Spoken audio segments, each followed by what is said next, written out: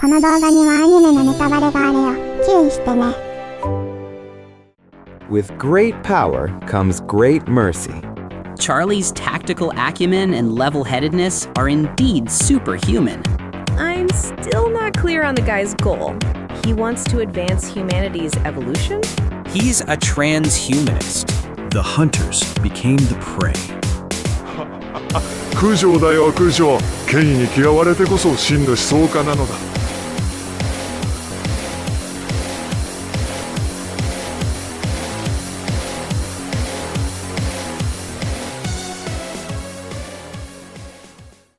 こんにちは、チロルです。このチャンネルはどんなアニメからも得られる学びがあるをテーマにアニメと海外の反応と哲学を融合させたチャンネルです。どうぞ最後までゆっくりしていってね。今回のダーウィン事変の9はすごい話だったね。チャーリーが暗闇の中で元軍人たちを次々と倒していくシーン。かっこよかったね。でもさ、一番気になったのはリベラだよ。あの人、何を考えてるのかよくわからないんだけど。人類の進化を加速させたい、とか言ってたよね。トランスヒューマニストって呼ばれてたけど、それって何？君たちは私の名前を呼んだようだね。うわ、また変な人が来た。わあ、眉毛すごいね。面白そうなおじさんだ。私はトール・ファイヤーベント。オーストリア・ウィーン生まれの科学哲学者にして、権威という名の暴君を憎む自由の戦士だ。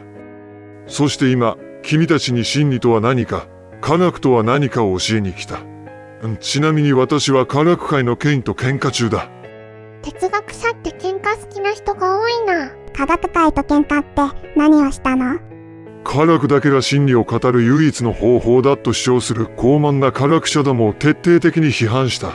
当然だろう？その当然だろうの言い回しもキルケゴール先生歴史観があるよ。科学って正しいんじゃないの？それこそが洗脳なのだよ、もちもちく。いいかね、科学は確かに素晴らしい。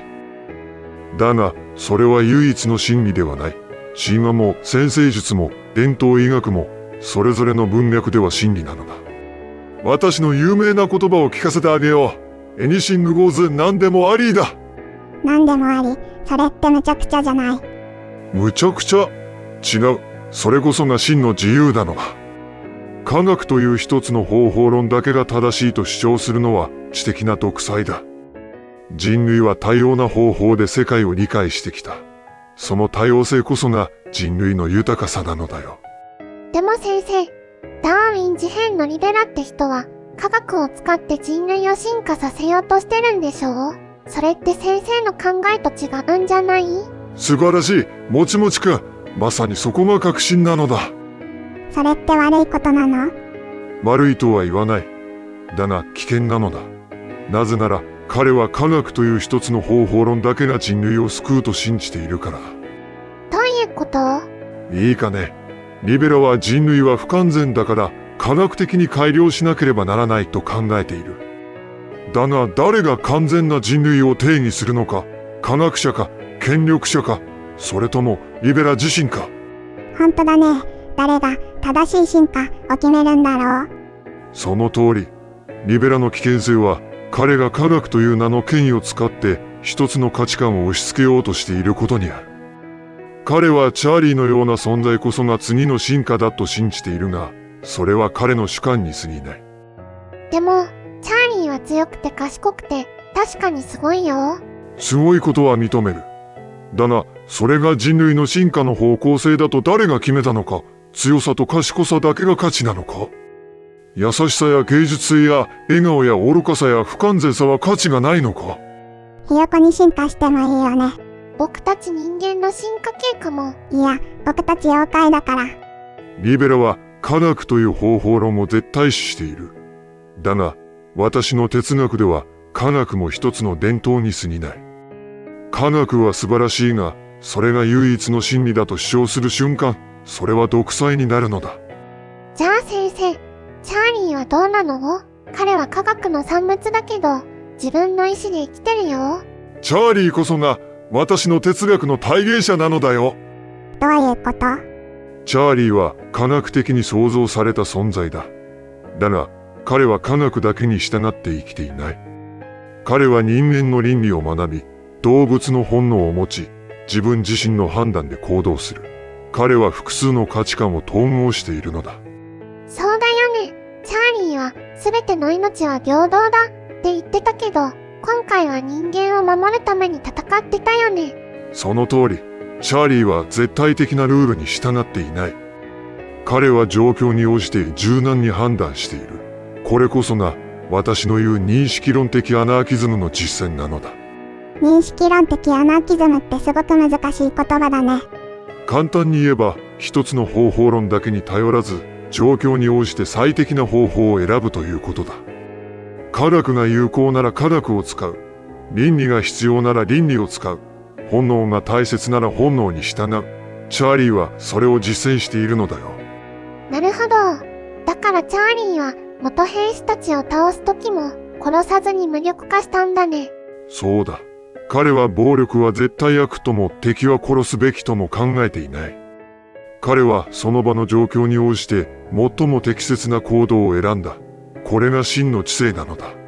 でも先生、リベラは人類の進化を本気で信じてるんだよね。それってそんなに悪いことなの？信じること自体は悪くない。だが、自分の信念を他者に押し付けることは危険なのだ。押し付けは嫌だよね。リベラは ALA 動物解放同盟を利用している。彼らは動物の権利を信じているが、リベラは人類の進化を信じている。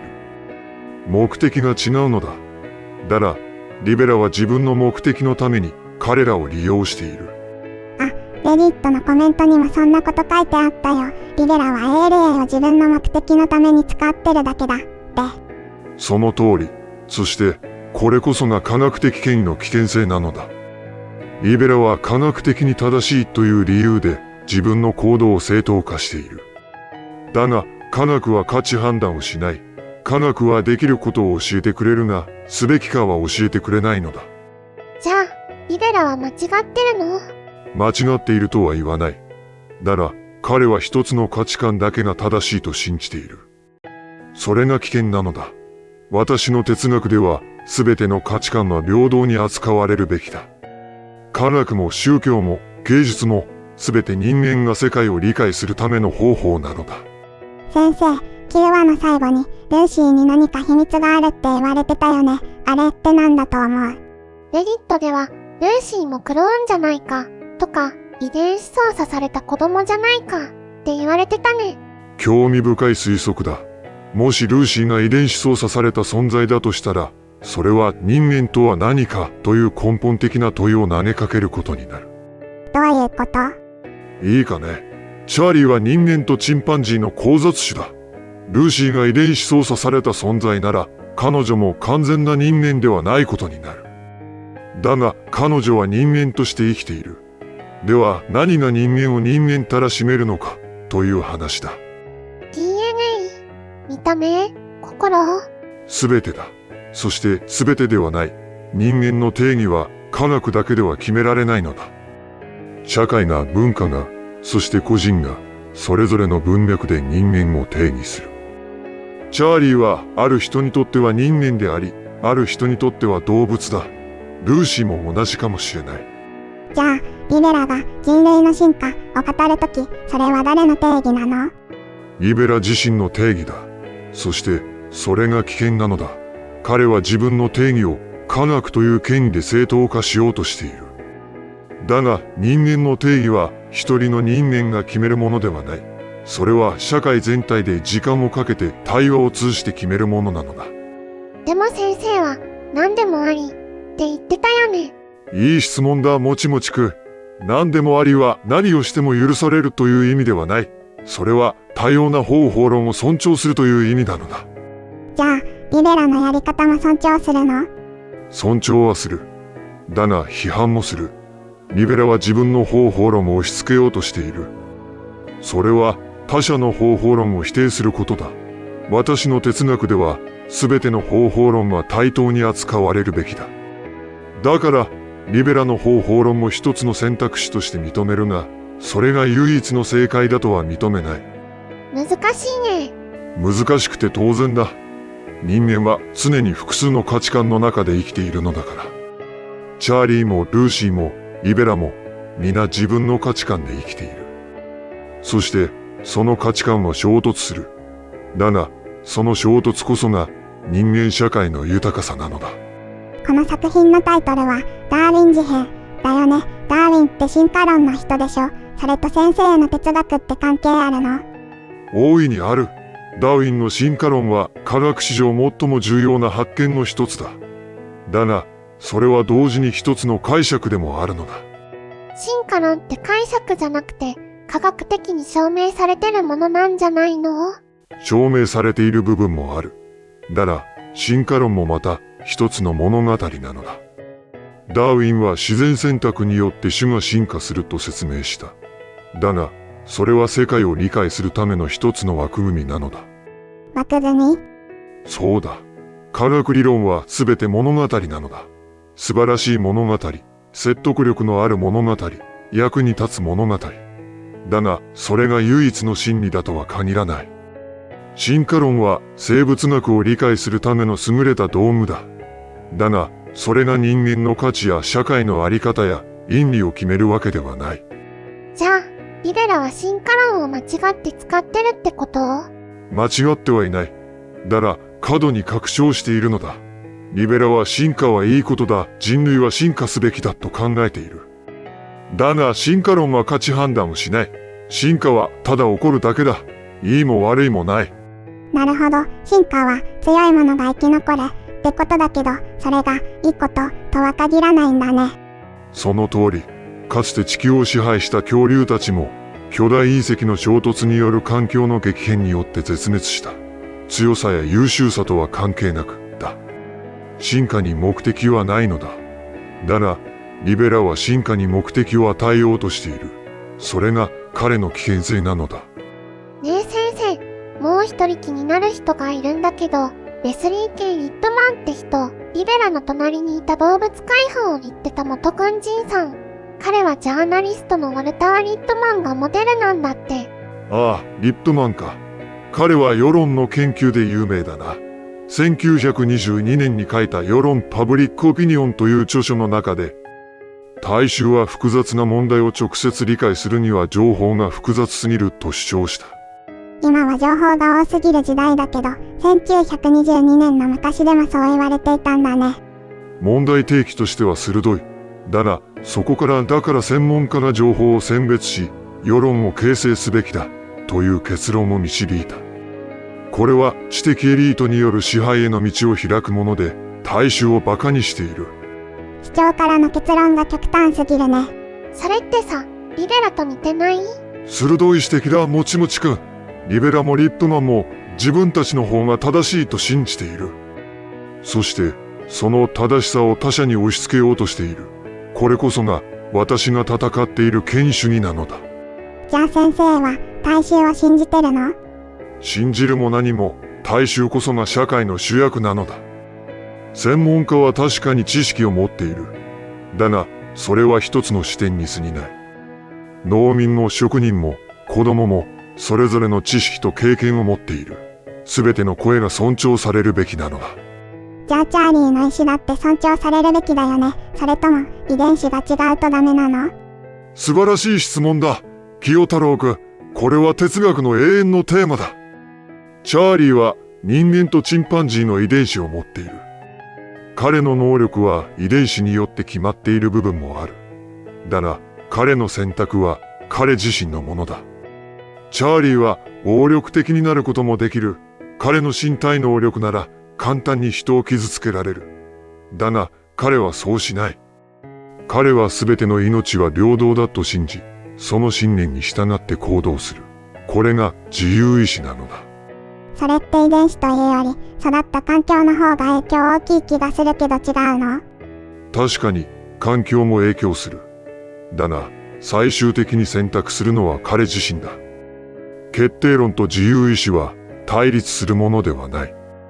両方とも真実なのだ。チャーリーは遺伝子と環境の影響を受けながらも自分の意志で選択している。これが人間の、そしてチャーリーの尊厳なのだ。先生、結局、科学は信じていいの？ダメなの？科学は信じていい。だが、盲信してはいけない。科学は素晴らしい道具だ。病気を治し、技術を発展させ、世界を理解する助けになる。だが、科学が全てを解決するわけではない。倫理の問題、価値の問題、理の問題。これらは科学だけでは答えられない。じゃあ、どうすればいいの？科学を使いながらも、他の知識も尊重するのだ。芸術も哲学も宗教も伝統も全て人間の知恵なのだ。チャーリーがそうしているように複数の視点を持ち、状況に応じて最適な方法を選ぶ。これが真の知性なのだ。ひよこの視点は尊重されるべきだよね。カエルの視点もね。さて、私はこれから科学界の権威主義者どもを批判する論文を10本ほど書かなければならないのでね。そろそろ失礼するよ。なんかキルケゴール先生も同じようなこと言ってたな。ファイヤーオベント先生も炎上するんだね。炎上？上等だ。真理を語る者は常に孤独なのだ。実際に科学界の奴らから科学界最悪の敵と呼ばれたこともあるのだよ。だが、それが何だというのだ。あはは、科学界最悪の敵って言われたんだね。ヴィランかっこいい。はっはっは、空城だよ空城。権威に嫌われてこそ真の思想家なのだ。これも既視感あるな。確かに、哲学者っていつも誰かと喧嘩してるね。ははは、哲学者とは権威に挑み続ける存在なのだよ。喧嘩と呼ぶな、知的格闘と呼べ。哲学は格ゲーなんだね。でも、先生の話を聞いてると、なんだかワクワクしてくるね。それこそが知的好奇心なのだよ。世界は謎に満ちている。科学も哲学も芸術も全てその謎を解き明かそうとする試みだ。そしてその試みに終わりはない。終わりがないって楽しいね。そうだ。人間は学び続ける存在なのだ。